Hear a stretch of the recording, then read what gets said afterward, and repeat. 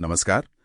तो आज हम गोता लगा रहे हैं जबलपुर के सफर में, जिसे मध्य प्रदेश की संस्कार धानी मतलब सांस्कृतिक राजधानी भी कहते हैं। हाँ बिल्कुल। हमारे पास जो जानकारी है वो दिखाती है कि ये सिर्फ एक शहर नहीं बल्कि इतिहास की कई परतें हैं यहाँ, पौराणिक कथाओं से लेकर आज़ादी की लड़ाई और उसके आगे तक। बिल्कुल।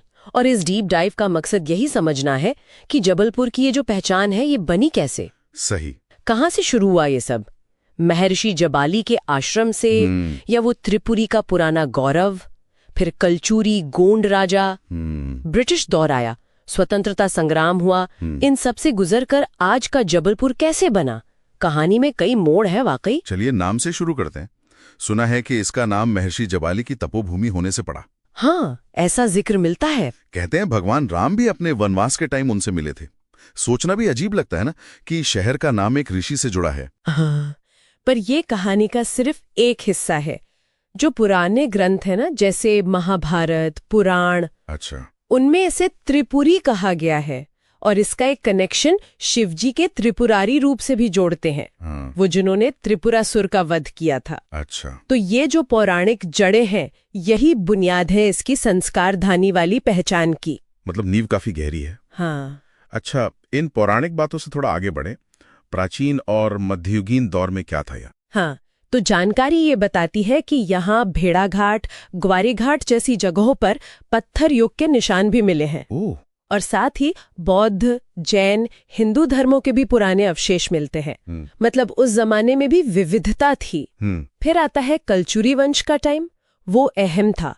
त्रिपुरी उनकी राजधानी थी। हाँ, सुना है। और उन्हीं के एक राजा थे युवराज देव द्वितीय।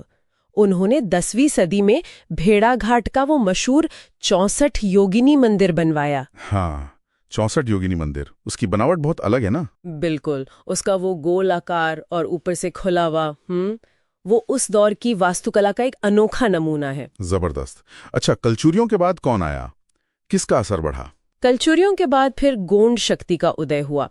एक राजा थे मदन सिंह। हाँ, उन्होंने करीब 1100 ईस्वी में वो किला बनवाया जिसे आज हम मदन महल कहते हैं। अच्छा, मदन महल। हाँ, और बाद में राजा संग्राम शाह ने तो 52 गढ़ों को एक करके गोंड साम्राज्य को बहुत फैलाया। और गोंड साम्राज्य की बात हो तो रानी दुर्गावती का जिक्र तो आएगा ही। बिल्कुल, उनके बिना अधूरा है। पति दलपत शाह के निधन के बाद उन्होंने करीब 14 साल राज किया, 1550 से 1564 तक। और कहते हैं उनका राज बहुत अच्छा था, खुशहाली थी। सचमुच बहुत काबिल शासक थी वो। और उनकी पहचान बनी मुगल सेनापति आसफ खान के खिलाफ उनकी लड़ाई से। हाँ, वो लड़ाई तो बहुत मशहूर है। 1564 में गजब की बहादुरी और मतलब रणनीति दिखाई उन्होंने। और जब लगा कि हार निश्चित है, तो दुश्मन के हाथ आने की बजाय उन्होंने आत्म बलिदान चुना। 24 जून 1564 की बात है ये। उनकी वीरता आज भी याद की जाती है। वाकई। गोंडों के बाद कुछ वक्त के लिए मराठों का भी असर रहा यहाँ। जी। और 1781 के बाद तो जबलपुर उनका एक जरूरी सेंटर बन गया था। रानी दुर्गावती की कहानी तो सच में हिम्मत देती है। अच्छा, फिर आया अंग्रेजों का दौर। हाँ। तब जबलपुर को सागर और नर्मदा टेरिटरीज का हेडक्वार्टर बना दिया गया। जी। अंग्रेजों ने शहर को अपने हिसाब से बसाया भी। राइट। 1864 में म्युनिसिपैलिटी बनी। सही। और वो Lordganj, Napier town, right town जैसे नाम आज भी उसी दौर की याद दिलाते हैं। बिल्कुल, अंग्रेजों ने इसकी लोकेशन का फौजी महत्व भी समझा है ना? बिल्कुल सही। राइट। इसीलिए यहाँ डिफेंस प्रोडक्शन की शुरुआत हुई। जी। देखो, 1904 में गन कैरेज फैक्ट्री मतलब अच्छा। GCF। अच्छा। और फिर 1942 में ऑर्डिनेंस फैक्ट्री खमारिया OFK। जी। ये फैक्ट्रियां आज भी शहर की इकोनॉमी का बड़ा हिस्सा है। ये दिखाता है कि शहर का वो स्ट्रेटेजिक महत्व हमेशा से रहा। और इसी शहर ने आजादी की लड़ाई में भी खूब हिस्सा लिया।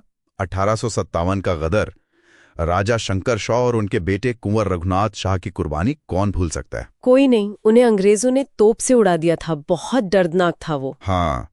और फिर 1923 का झंडा सत्याग्रह। ये जानना जरूरी है कि भारत का पहला संगठित सफल झंडा सत्याग्रह यहीं जबलपुर से शुरू हुआ था। सच में पहला सफल सत्याग्रह। हाँ, पंडित सुंदरलाल, माखनलाल चतुर्वेदी, सुभद्रा कुमारी चौहान जैसे बड़े नाम इससे जुड़े थे। सुभद्रा जी तो सत्याग्रह में गिरफ्तार होने वाली पहली भारतीय महिला थी। अरे वाह। टाउन हॉल पर तिरंगा फहराने की वो कोशिश, वो सिर्फ एक घटना नहीं थी, उसने पूरे देश में एक जोश भर दिया था। कमाल है। अच्छा, फिर आजादी मिली। 1956 में जबलपुर मध्य प्रदेश का हिस्सा बना।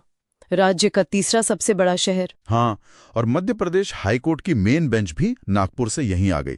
इसीलिए इसे न्यायिक राजधानी भी कह देते हैं लोग। लेकिन विकास में कुछ चुनौतियां भी रहीं शायद। हाँ, वो तो है। शहर की इकोनॉमी काफी हद तक इन्हीं डिफेंस यूनिट्स पर निर्भर रही और बाकी विकास योजनाएं थोड़ी धीमी चली। पर अब देखो, हाल में रीजनल इंडस्ट्री समिट हुई है, डिफेंस क्लस्टर बनाने की बात चल रही है। अच्छा। तो नई उम्मीदें हैं और लॉ एंड ऑर्डर के लिए अभी हाल में यहाँ पुलिस कमिश्नरेट सिस्टम लागू करने की घोषणा भी हुई है। इन सब के बीच वो संस्कार धानी वाली पहचान, वो कहाँ दिखती है आज? वो तो आज भी जिंदा है पूरी तरह से। देखो, भारतेंदु हरिश्चंद्र, महावीर प्रसाद द्विवेदी, मुक्तिबोध जैसे कितने बड़े साहित्यकारों का यहाँ से नाता रहा है। हम बिल्कुल।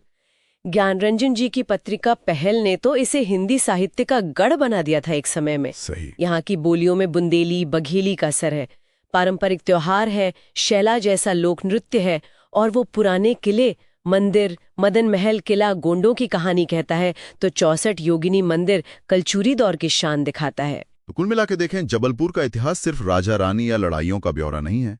ये तो आस्था, वीरता, बलिदान, गुलामी की यादें और फिर आजादी के जज्बे, इन सबसे बुनी एक कहानी है। बिल्कुल। और हर दौर में शहर का वो जो रणनीतिक और सांस्कृतिक महत्व था वो बना रहा। हाँ, और यहीं पर एक बात सोचने वाली है। आखिर में हमने देखा कि कैसे जबलपुर का वो फौजी या सामरिक महत्व ब्रिटिश दौर से लेकर आज के डिफेंस इंडस्ट्रीज तक लगातार बना रहा।